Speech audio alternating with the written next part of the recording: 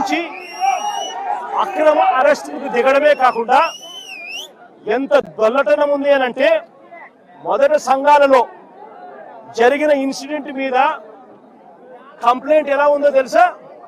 ఆ కంప్లైంట్ చూస్తే ఆ మొదటి సంఘాల్లో జరిగిన వాళ్ళ కంప్లైంట్ చూస్తే, సంఘాల్లో జరిగిన ఇన్సిడెంట్కి సంబంధించిన కంప్లైంట్ చూస్తే ఏకంగా ఆశ్చర్యం కలిగించే విషయం ఏమిటంటే, ఈ కంప్లైంట్లో నలుగురు పేర్లు ఇదే కంప్లైంట్లో వేరే నిందితులుగా సేమ్ పేర్లు రిపీట్ చేస్తారు. A10 యాదవల్లి ప్రేమకుమార్ A10 అయితే మళ్ళీ A22లో కూడా అదే ప్రేమే, అదే మనిషి మళ్ళీ రిపీట్. A17 మాల గాడిలింగ A17 అయితే A25లో కూడా మళ్ళీ అదే గాడిలింగ మళ్ళా గాడిలింగ A25 సేమ్ పేరే రిపీట్, సేమ్ మనిషే repeat. A19 Sattireddy, A23 Satyanarayana Reddy repeat కంప్లైంట్లో. A14 A18 Kurva Linganna, A20 Lingappa, A24 GBT Linganna same repeat. నేను ఆశ్చర్యంగా నేనేం చెప్తున్నానంటే, ఎటువంటి విచారణ లేదు. FIR మామూలుగా రిజిస్టర్ చేసేటప్పుడు, కంప్లైంట్ ఏదైనా రిజిస్టర్ చేసేటప్పుడు ఒక నిందితుడిని ఈ మాదిరిగా చేర్చాల్సిన పరిస్థితి వచ్చినప్పుడు, అంటే కంప్లైంట్ కూడా ఇవాళ ఎవరు పోలీసులే వీళ్ళంతకీ వీళ్ళే రాసుకోవడమే, ఎంక్వైరీ కూడా లేదు, ఎంక్వైరీ కూడా చేయలే, వీళ్ళంతకీ వీళ్ళే కంప్లైంట్ రాసేయడమే.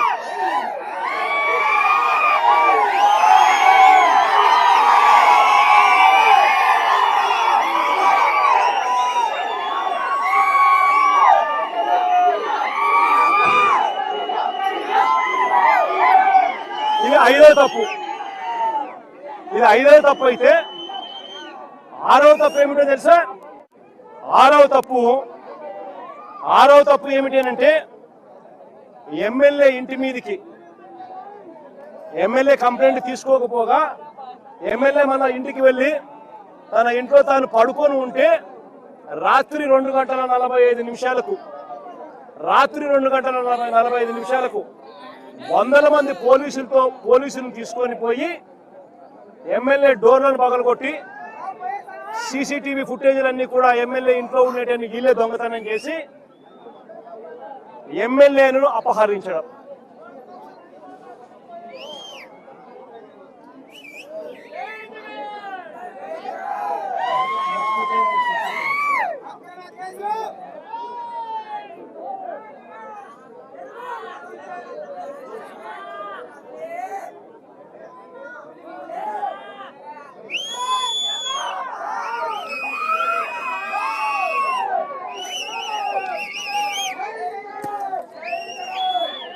ఆయన ఇంట్లో ఉన్న సీసీటీవీలు, ఎమ్మెల్యే ఇంట్లో ఉన్న సీసీటీవీలు ఈరోజు లేవు.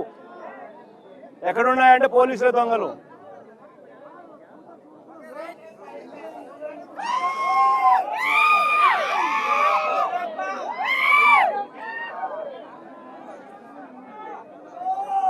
ఇది 6వ తప్పిదం.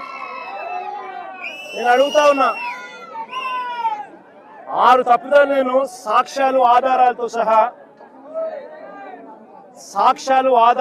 సహా 6 తప్పిదాలు వీళ్ళు చేసినటువన్నీ కూడా రెడ్ బుక్ రాజ్యంలో, వెన్నుపోటు పార్టీ పాలనలో కుట్రలు చేస్తూ ఏ రకంగా అన్యాయాలు చేస్తా ఉన్నారని చెప్పి చూపించిన. నిజంగా బీసీ అనే నాయకత్వం మీద చంద్రబాబు నాయుడు గారు అనే వ్యక్తి కుట్రలతో ఏ రకంగా బీసీ నాయకుల్ని పేరు పొందిన బీసీ నాయకులను ఏ రకంగా అక్రమ కేసులతో ఇరికిస్తా ఉన్నారు అని చెప్పడానికి ఇంకా కొన్ని ఉదాహరణలు చెప్తా. వైఎస్ఆర్సీపీ పార్టీలో ఎదుగుతా ఉన్న బీసీ నాయకులను చంద్రబాబు నాయుడు గారు ఏ రకంగా లక్ష్యంగా చేసుకున్నారు అనంటే, శ్రీకాకుళంలో మొన్న మత్స్యకార బీసీ నాయకుడు సిదిరి అప్పలరాజు నేను మొన్న తనకు జరిగిన అన్యాయం మీద శ్రీకాకుళం వెళ్ళి తనకు జరిగిన అన్యాయాన్ని ప్రెస్ సమక్షంలో పూర్తిగా వివరాలతో సహా వివరించిన. సిదిరి అప్పలరాజు విషయంలో ఓ బైక్ యాక్సిడెంట్ను, కార్ యాక్సిడెంట్ కూడా కాదు, ఓ బైక్ యాక్సిడెంట్ను, ఓ రోడ్డు ప్రమాదాన్ని ఏకంగా వక్రీకరించి హత్య కింద, కుట్ర కింద, హత్య కింద బుక్ చేసినారు. ఒక బీసీ నాయకుడు 18 ఏళ్ల కొడుకు బైక్ నడుపుతూ 18 ఏళ్ల కొడుకు బైక్ నడుపుతూ బైక్ యాక్సిడెంట్ అయితే 18 ఏళ్ల కొడుకు బైక్ యాక్సిడెంట్ అయితే ఆ యాక్సిడెంట్ హత్య కింద, కుట్ర కింద ఏ రకంగా మలిచి చివరికి అప్పలరాజును సైతం అరెస్ట్ చేసినారు. మత్స్యకార లీడర్, ఒక డాక్టర్,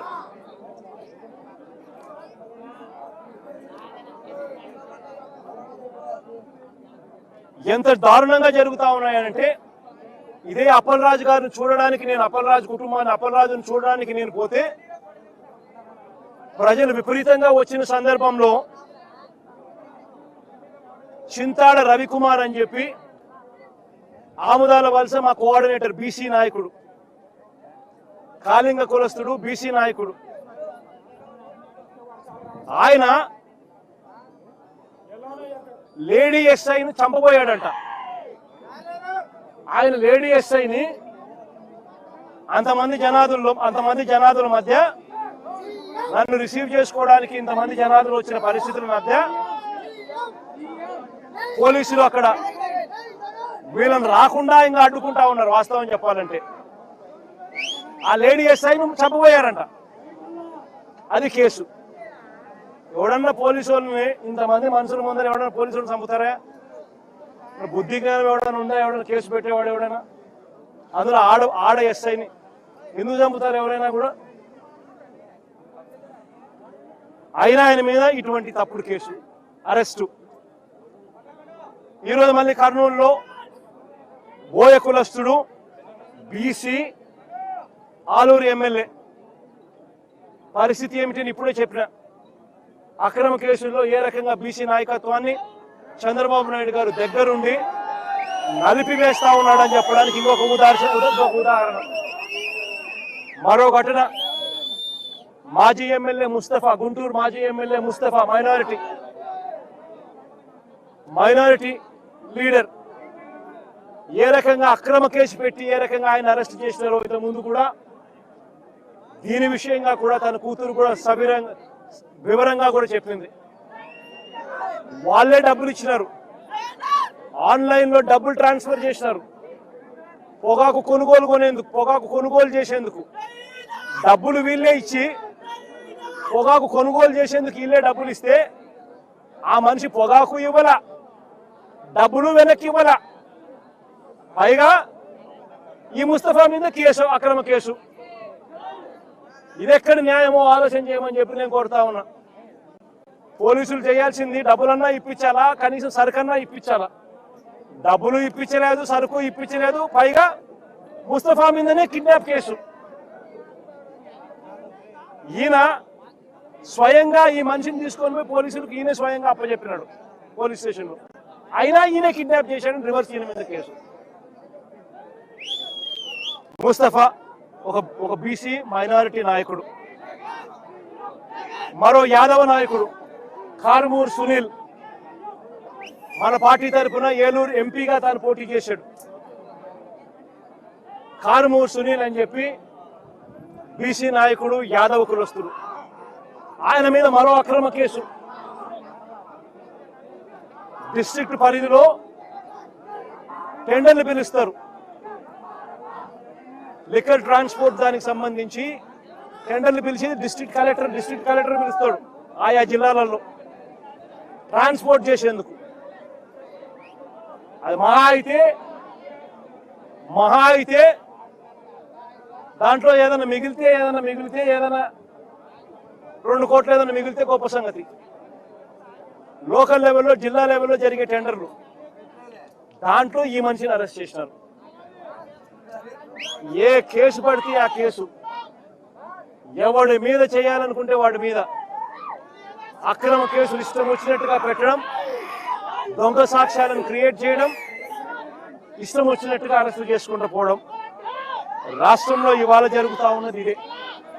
నేను ఒకటే చెప్తా ఉన్నా, ఈరోజు ఎంత దయనీయమైన పరిస్థితిలో, ఎంత హేయమైన పరిస్థితిలో ఈ వెన్నుపోటు పార్టీ పాలనలో ఇవాళ పాలన జరుగుతూ ఉందని చెప్పడానికి ఇంకొక ఎగ్జాంపుల్ చెప్తా.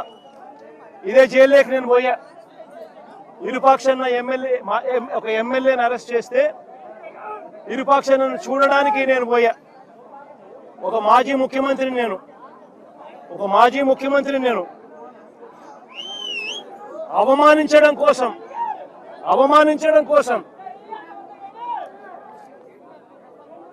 కెమెరాలో లోపలికి పోవడానికి వీడియో తీస్తారు. వీడియో ఒకసారి ఫోటో తీసుకుంటాడు. మామూలుగా ఎవరైనా కూడా కూర్చోబెట్టి లోపలికి తీసుకొని పోయి కూర్చోబెట్టి ఎవరికైనా కూడా ఫోటో తీసి పంపిస్తారు. ఫోటో తీసి తర్వాత పంపిస్తారు.